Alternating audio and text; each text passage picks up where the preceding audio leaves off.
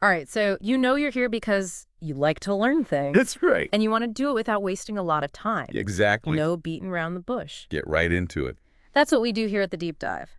So today we're tackling a big one, a concept that's shaped how billions of people see the world. For sure has. We're talking about the Christian doctrine of the Trinity. The Trinity. You've heard the phrase, right? Oh, yeah. Probably sung about it, too, in church. Yeah, maybe even memorized some verses about it. Yeah. But have you ever, really stopped and thought about what it actually means? What's underneath it all, yeah. Get ready for some potential surprises. Oh, yeah. As we explore this together, because we're going deep on this one. Oh, indeed. Our guide for this deep dive is a really interesting piece of writing. We've got excerpts from The One True God, What If the Church Got It Wrong? Catchy title, right. Yeah, and this isn't your typical theological textbook or anything. No, it's not. It's a personal story. But very much so. It's someone's journey of questioning this really core belief that they had the Trinity, and it lays out their arguments against it, which are based on how they read the Bible and what they understand about history. Mm-hmm. Now, it's super important for you to know right off the bat that we are not here to say whether this author is right or wrong. No, not at all. Our job is to be your guides. Like explorers. We're going to carefully unpack the arguments that the author is making. Step by step. And we're going to look at the Bible verses they use, both for and against the Trinity. Okay.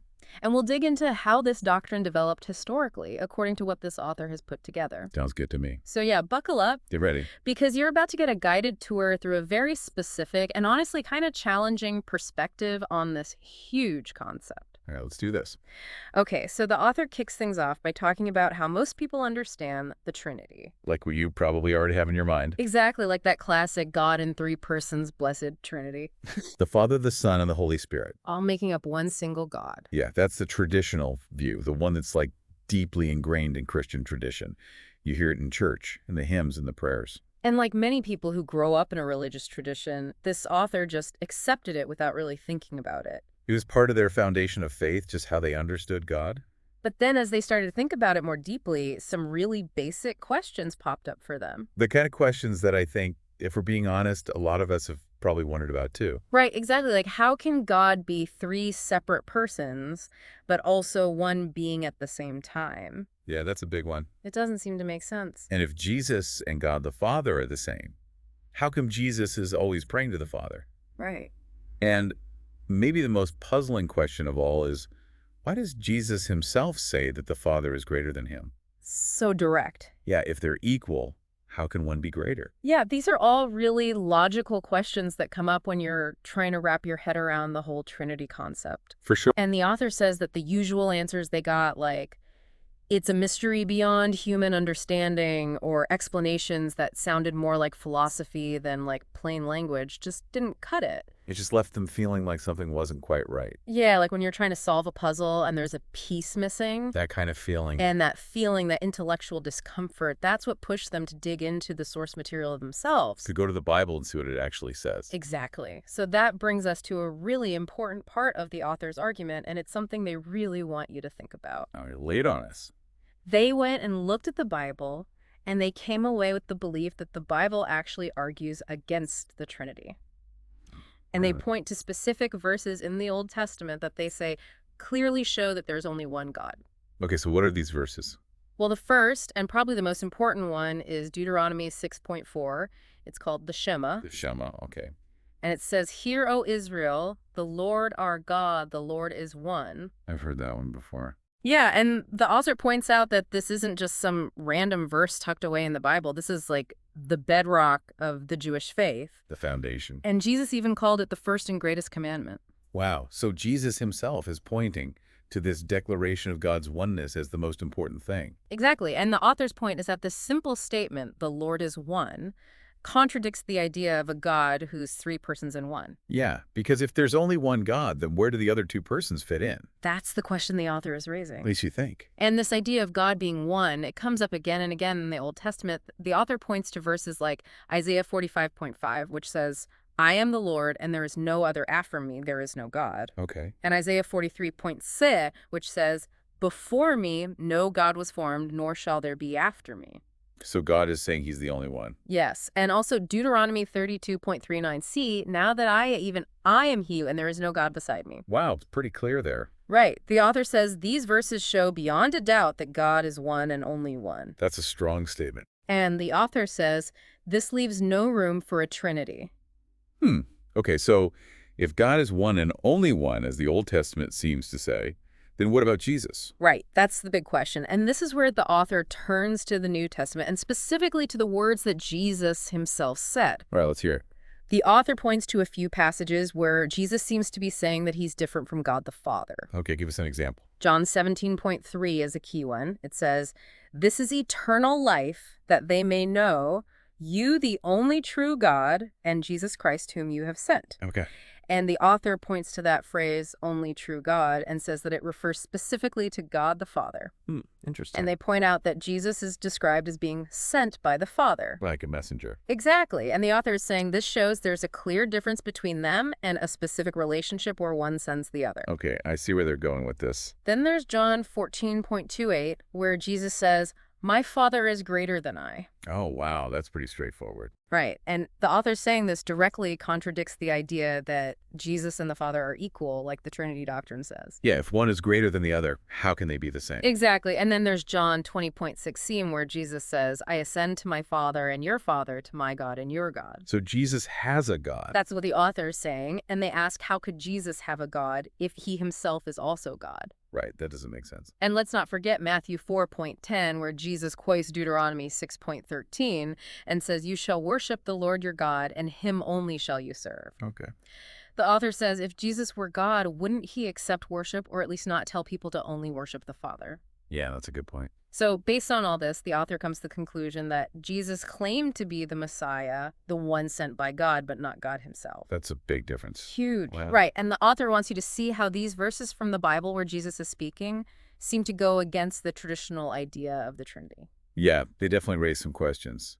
And that leads to another really interesting question that the author asks. Okay, I'm intrigued. Shoot. If the Trinity is such a core belief in Christianity, why isn't the word Trinity even in the Bible? Oh, wow, I never thought about that. Right. It's kind of a mind-blowing thing to realize. We're talking about this foundational doctrine, and the word itself is nowhere to be found in the scriptures. Yeah, it makes you wonder. The author says the fact that the word Trinity doesn't appear anywhere in the Old or New Testament is a major problem for the doctrine. Because if it's so important, why didn't Jesus or Moses or any of the prophets ever explicitly teach it?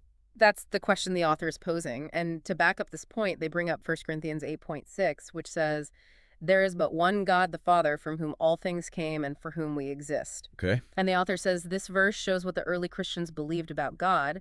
They believed in one God, the Father, who was the source of everything. So even Paul, who's often used in arguments for the Trinity, is here affirming that there's only one God, the Father. Exactly. So the author has laid out all this evidence from the Bible that they say contradicts the Trinity. And then they ask, okay, if the Trinity isn't clearly spelled out in the Bible, where did this idea come from? Right, that's a good question. And that takes us to the next part of the author's argument, which is all about how the doctrine of the Trinity actually developed historically. Okay, history time. And this is where things get really interesting. We're going back to the Council of Nicaea in 325 AD. A Council of Nicaea, all right. I'm ready.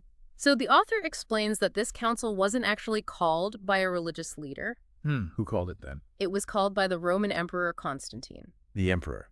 Yep. And the author makes a point of saying that Constantine wasn't even a baptized Christian at that time. Interesting. So not exactly a theological scholar. Nope. And the author's argument is that Constantine's main reason for calling this council wasn't because he was deeply concerned about theological debates. He had other motives. Right. He wanted to unify his empire. Okay, that makes sense. Yes. Emperors always want unity. Exactly. And at that time, the Roman Empire was having all these big arguments about Christian beliefs. Ah, so these debates were causing division. Yep. And Constantine saw that as a threat to his power, so he wanted to get everyone on the same page religiously. So he calls this council to settle things. Exactly. And the author says that there were two main figures at the heart of this dispute, Arius and Athanasius. Okay, I've heard those names before. Yeah, they were like the superstars of early Christian theology. Okay, tell me about them. So Arius, he believed that Jesus was the Messiah, and that he had a special relationship with God. Okay. But he also believed that Jesus was created by God and therefore not God himself. So not equal to God. Right.